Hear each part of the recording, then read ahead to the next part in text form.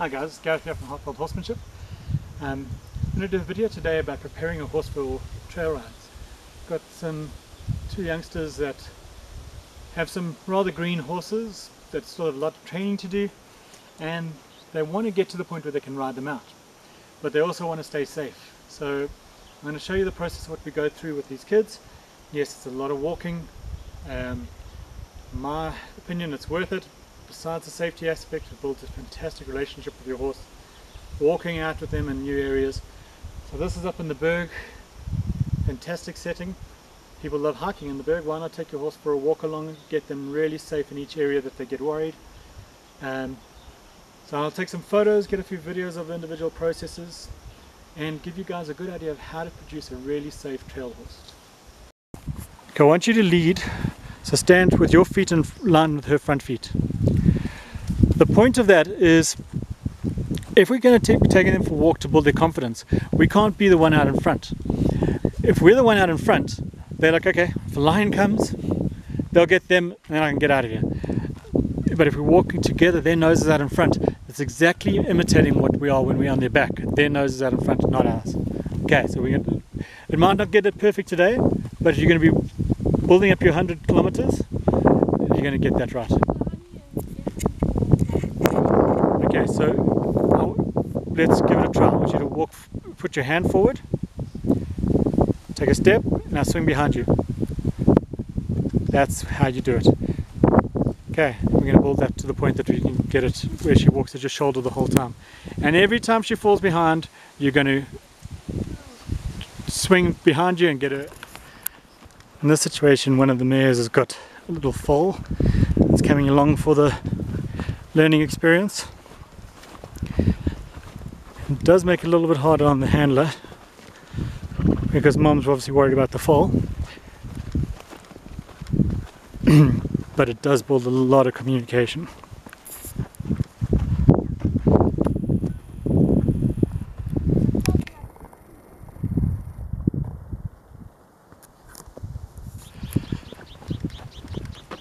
So guys, the big reason why we're going for like the 100 kilometers here, so 25 kilometer walks, we want to see just about everything that can come up.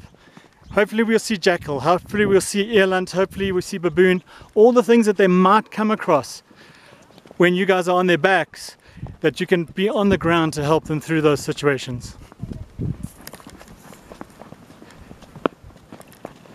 The water crossings you can get them used to in a couple, maybe 3 5k walks, but the unexpected stuff, the reed buck jumping out of them, those things are the reason we do so many repetitions of this. Okay, so what we're dealing with here is the sound. The sound could bother them with the rushing water. So if we take them, let them see what it is, that it's not a lion roaring, it's still kind of intimidating, but if they can feel safe close to the obstacle that's making the sound, they're not going to be bugged by the sound every time they come past. Okay.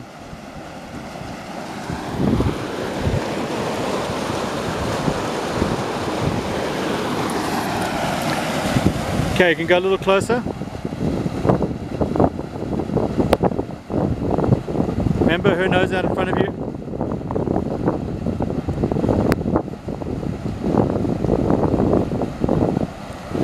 Okay, send her in front of you a little bit. So walk, but let her lead in front of you.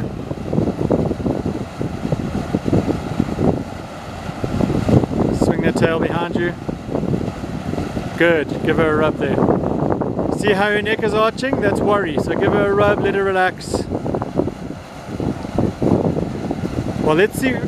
So you say Roshti's not worried now, but let's try and put her out in front, yeah, and see how that changes. Okay, Josh, move Sally out that way. We're going to bring Roshti in front.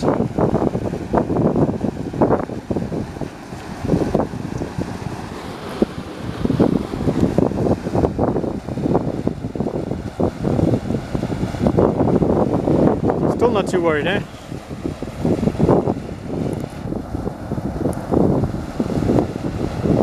And let her walk over you.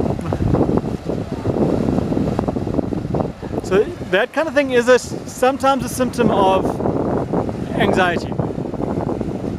with these big drafts, they don't have the big reactions of like the saddler like Sally does, but they might start walking over you because they think, well, if I need to get away from you, I need to run over this human and get them out of my way. I would really like her to have more of a look like Sally did. See how she's kind of evading looking at it.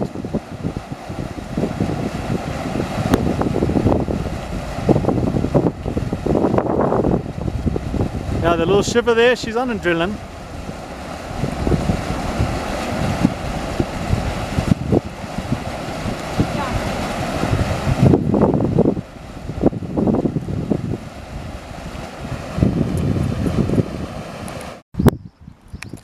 Okay, so going over the dam wall, all the horses are getting a little bit more anxious.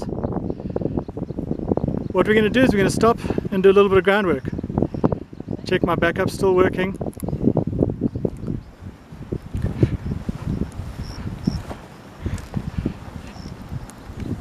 Erin, you can do a hindquarter engagement with Rushdie. So get her standing, don't let her take a single step without you asking, okay?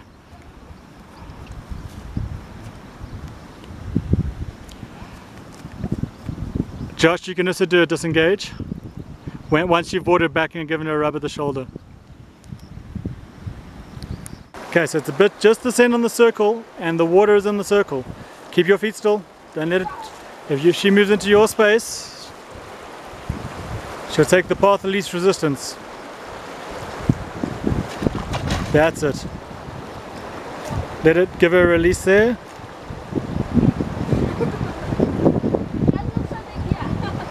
Now a little more forward. Beautiful. She doesn't seem to mind too much. No, she's doing well. So now she's got all 4 feet in, so when you're riding her, you can ride her across and safely without her freaking out. Okay, bring her out and try again.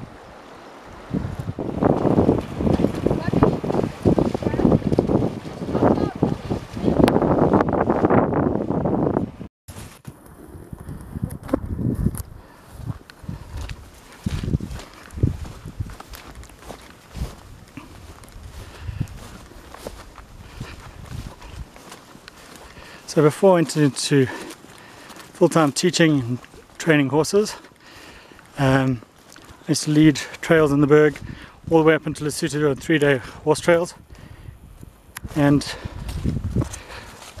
you really build the horse's confidence by taking them out for walks. I encourage anyone, even if you're not going to be riding in this much of a wilderness, set yourself a goal of like 100 kilometers, keep a logbook. Try and do new interesting things, do some groundwork along the way, get the horse nice and relaxed for the walk. Make sure their nose is out in front of you while you're walking so you're not the first target of a predator, so they feel confident about that. So these guys are committed. They've got a program which is 30 hours of riding in a safe area, the arena, and they're going to do 100 kilometers walking with their horse. The first couple will be with the horses together and then they're going to split up. Sally's a rescue, so Sally had some anxiety before.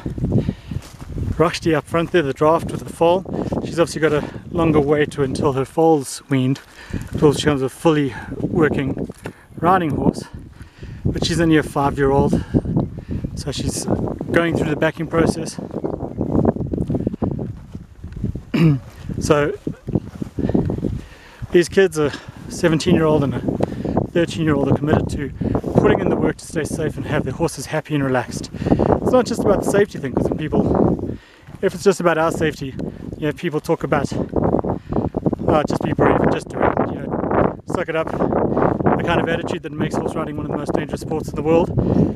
The other argument there is for those people, if they don't care about injuring themselves, an anxious horse is not a happy horse.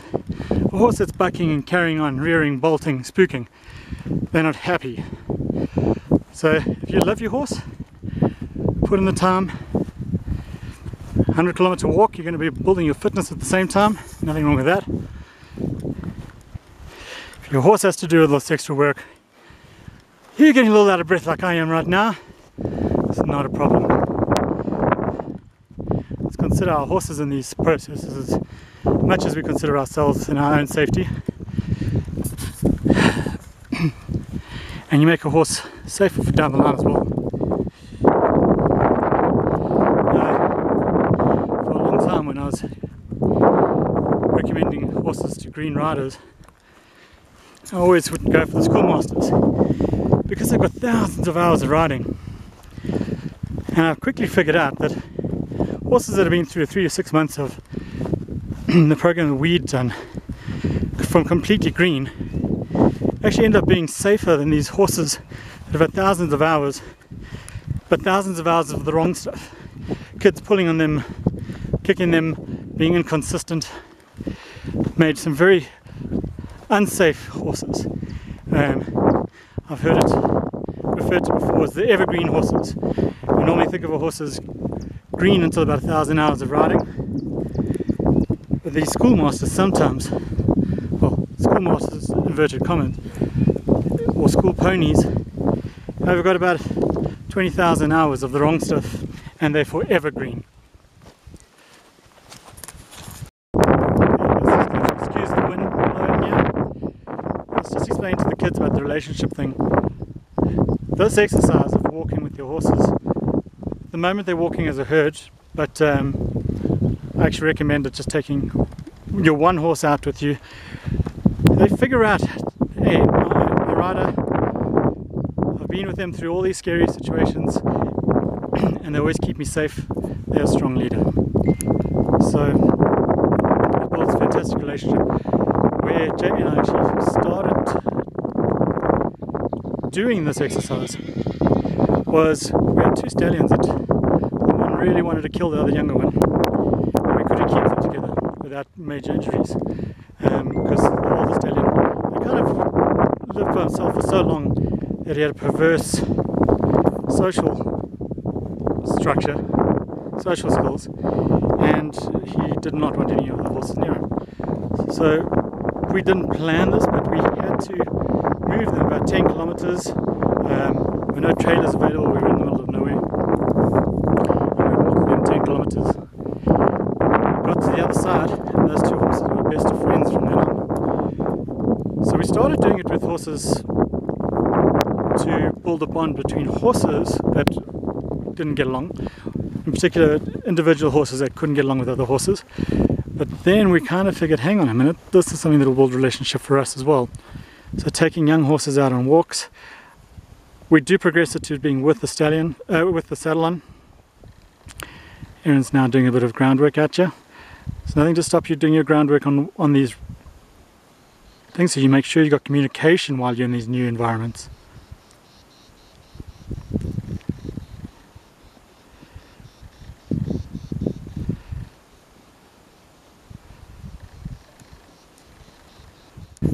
Another point to remember is that this exercise, as good as it is, it doesn't negate the need for your other groundwork. We spent all morning working on groundwork. We actually did a bit of riding before we came out. So that 100-kilometer challenge I've got for these kids is for their outride.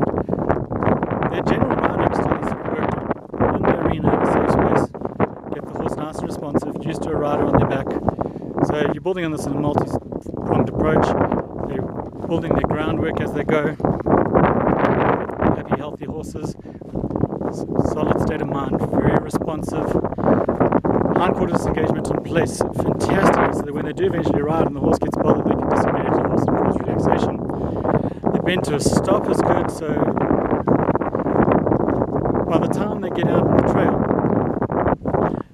my prerequisite for them taking the horses out on an outride is that they've got the 100 kilometers, and riding wise,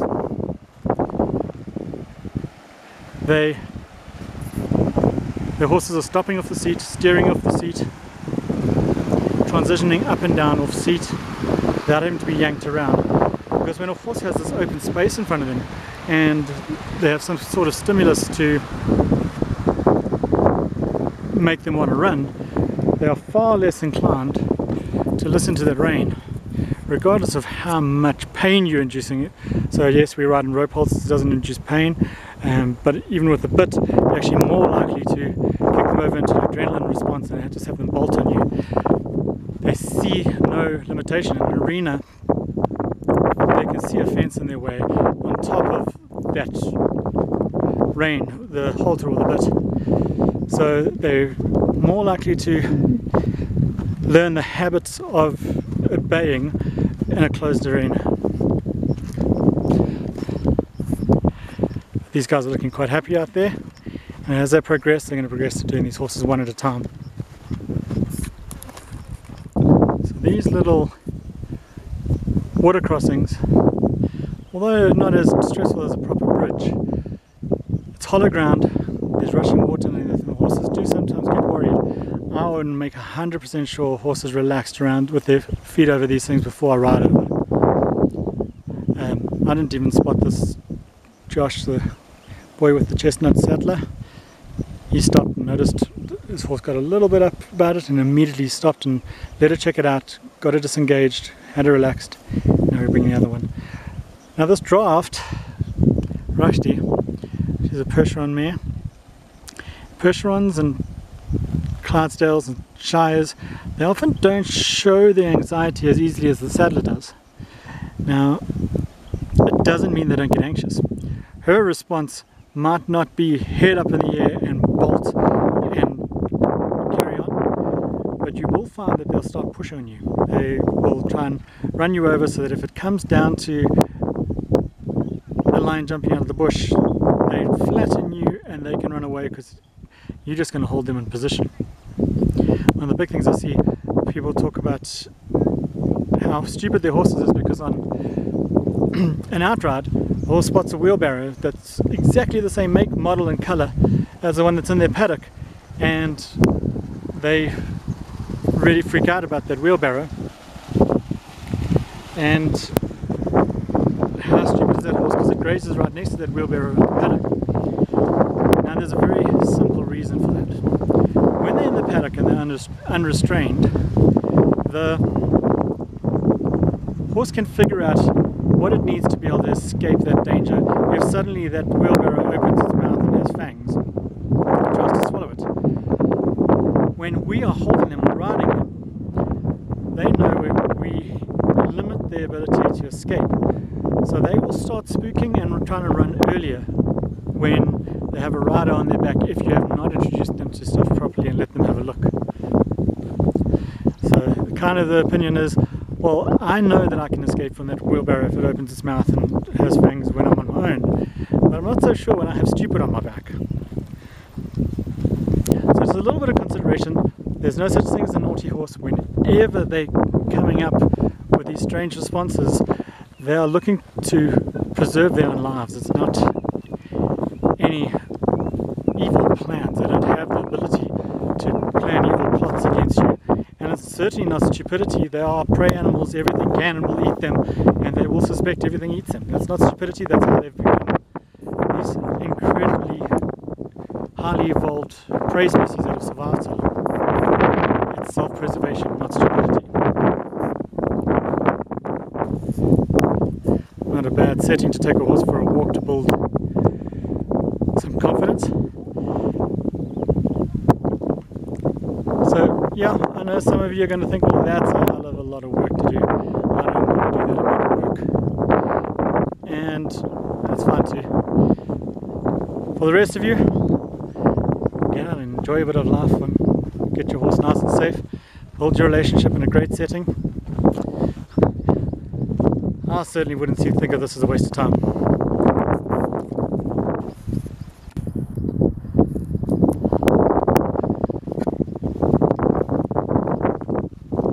The kids have been very creative about thinking of possible things that might bother the horse.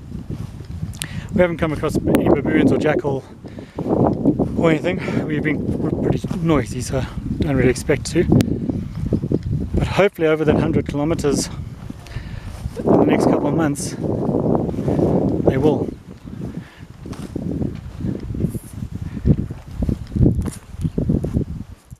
So it's these guys are now 5 kilometers into their 100 kilometer challenge. So only really another 20 of these, and they've got fantastic safe trail horses. So another reason why this doesn't replace the groundwork, you'll see this draft mare occasionally, when she gets bothered, will barge into Erin, her handler. And if she didn't have that 4/4 yield in place, this could get dangerous even on the ground. And of course, when the horse gets bothered, we want to empty that worry cup, disengage the hindquarters. That needs to be in place properly before they're in the dangerous situation.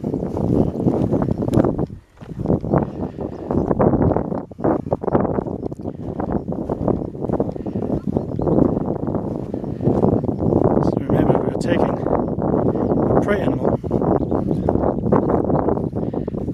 out with us into an environment that's full of predators. Just not expect too much. So make sure that they're made to feel safe in every situation.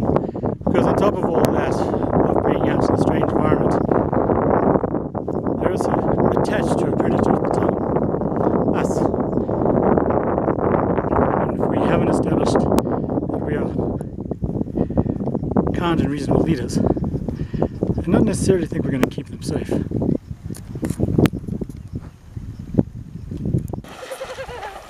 So for those eventers that struggle with water obstacles, a little bit of work like this, even the most harshest construction of a water obstacle is going to look like a piece of cake. You can get them in so that just their heads are sticking out. Okay, send her in further.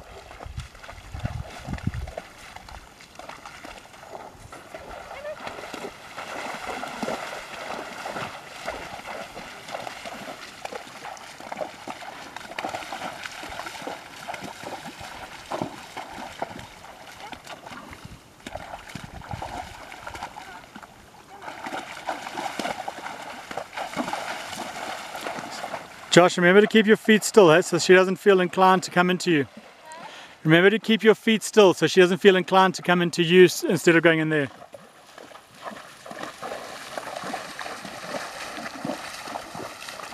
Okay guys, well that's this video on building a trail horse. Please like and share the video, subscribe to our channel. We're always doing new videos.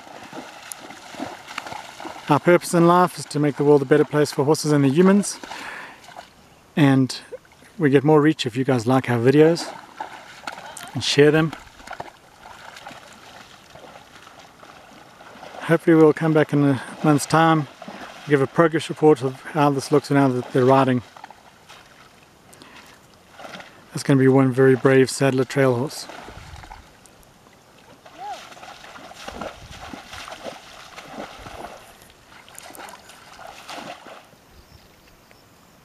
Finally found some baboon to get the horses used to.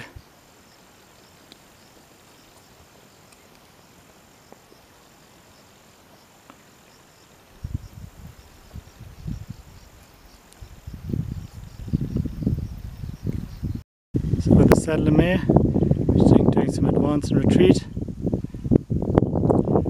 Okay, disengage her there, Josh.